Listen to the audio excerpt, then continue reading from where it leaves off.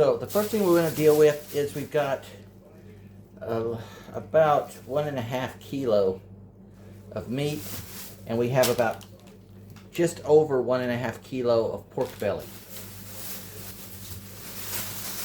And I picked a nice fatty piece for this, but I really wanted to marinate in there and then have it literally dripping when it's ready to be mixed and served.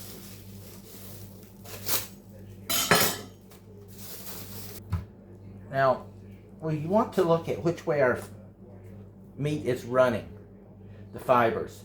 The fibers are running this way, my left to right. And I want to shorten those fibers. With me, if you have pulled pork, you'll see a lot of people have real long strands of the pork and they're trying to wrap it to get it onto. And I like to small that up. So what I'm going to do is cut along the meat fiber so that we have a nice mix of textures. Then we're going to take a skewer. This is a square skewer. And basically just perforate it.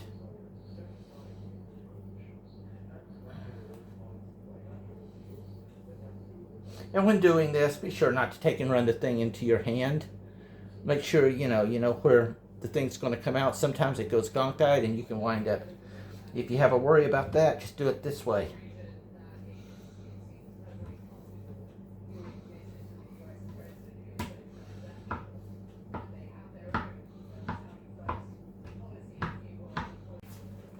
So, once we get that down, we're going to take us a gallon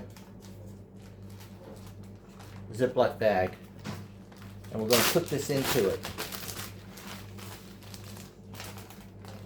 Again, the size of the bag all depends upon what you're cooking, how much you're cooking. All right.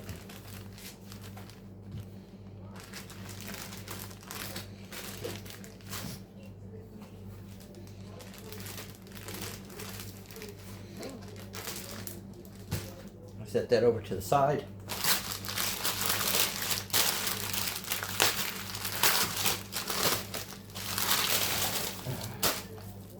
Now all of this meat is fresh. It is now 4 o'clock in the afternoon. It was butchered at about 9 this morning.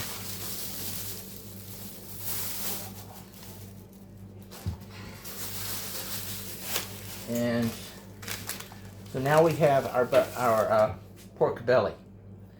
And you'll notice, of course, again, the meat is running this way. See the nice marbling? And we've got some bones right in here, so we have to calculate for that. So what I'm going to do is I'm going to cut this in half right here.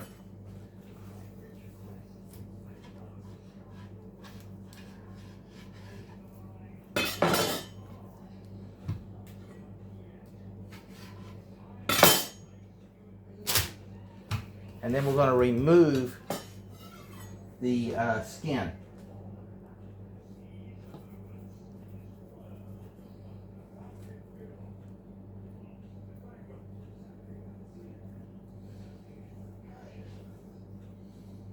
Be very careful when doing this.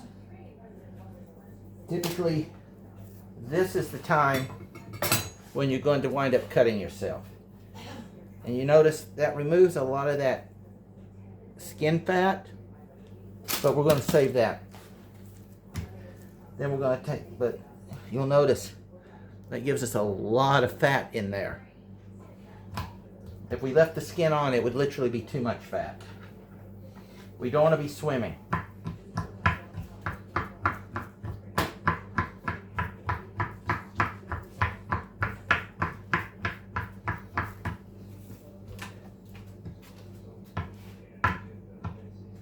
There we go.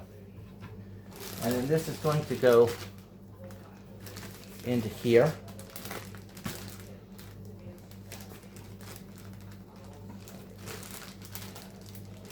I'm going to move that to the side.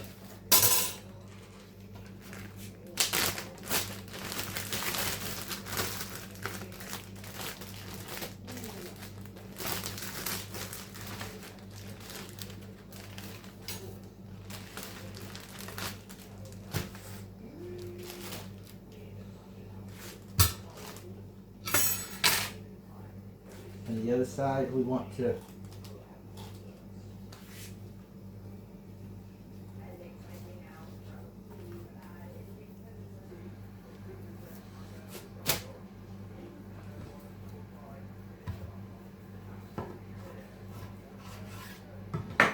now in here, what you got in here is more little bits of gristle, not gristle, but cartilage, depending on the type of cut. And see that's a lot of fat right there. I don't want too much fat, so I'm going to remove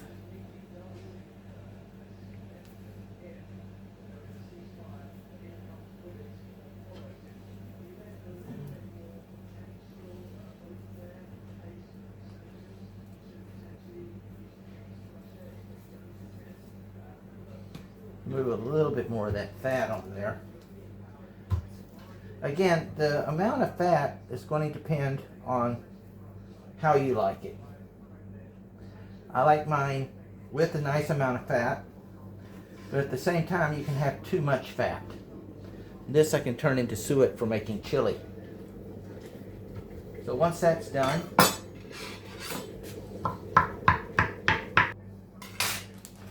then this is going to go in here. They did a real good job. The last bit that I got when I was just cooking some belly had still some of the bone in there, but they really deboned and removed a lot of that, which is very helpful. There we go. Now let me put this stuff away and we'll be right back. So what we want to do now is marinate this. And you can do a brine, saltwater marinade, whatever. What I like to do is use pure pineapple juice. The pineapple juice has particular chemicals, acids, or whatever. It will literally break down the protein fibers in the meat. You cannot let this sit too long. Otherwise, you literally will wind up with just a bag of mush. It will literally just eat everything up. So we're only going to let this soak for about 8 hours max. I've heard people say that they've soaked it for 12, but we don't have a lot of meat here. And I don't want to get it where we're dealing with the mushy meat. We want it soft, we want it pliable, we want it broken down, but we want to keep a protein consistency.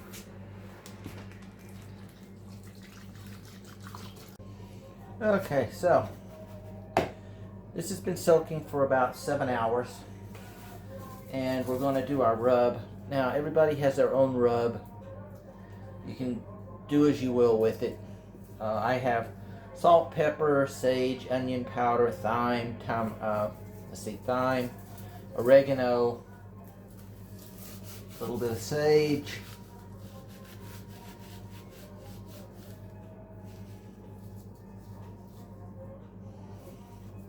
most of this stuff is out of my garden, so salt, don't remember if I said that. This is a mix of black and white pepper. Woo.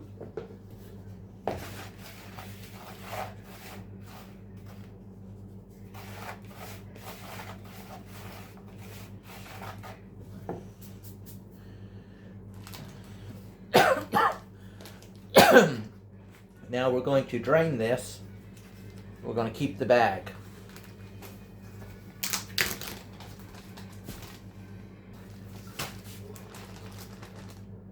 There we go. You come here.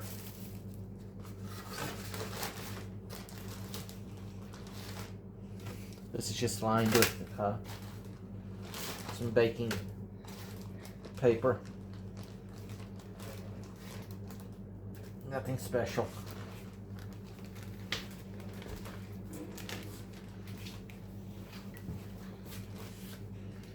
That way this can drain a little bit. We're going to Rub it, get it in there. We don't want to overkill it, but we do want it really well rubbed into the crevices and like inside the crevices and stuff. You'll notice that after soaking it in the pineapple juice, the meat is going to start coming apart. If you leave it soaking too long, as I said, you're just going to wind up with a mush. Now this is going to go back in here.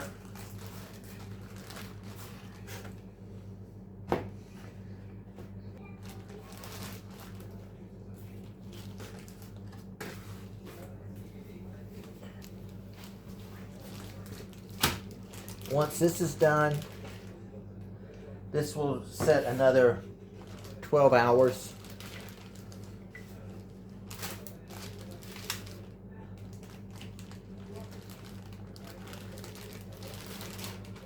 Just look at that. You can see how that meat's starting to just come apart. If you leave it, as I said, you leave it in there too long, you're just going to wind up with mush.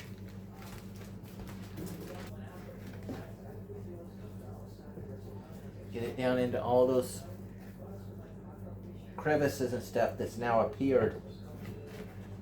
This will not work this way if you use brine soak. That's totally different.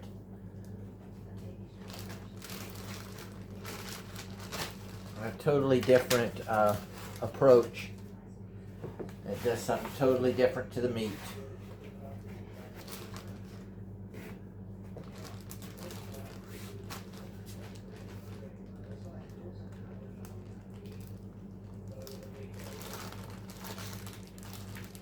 As I said, this will set another 12 hours.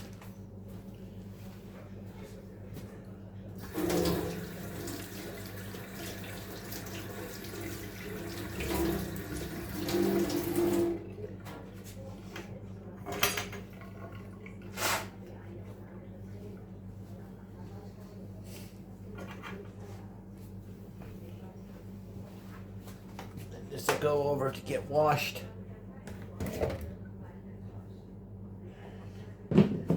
And then this will, just like as I said, this will go back into the fridge and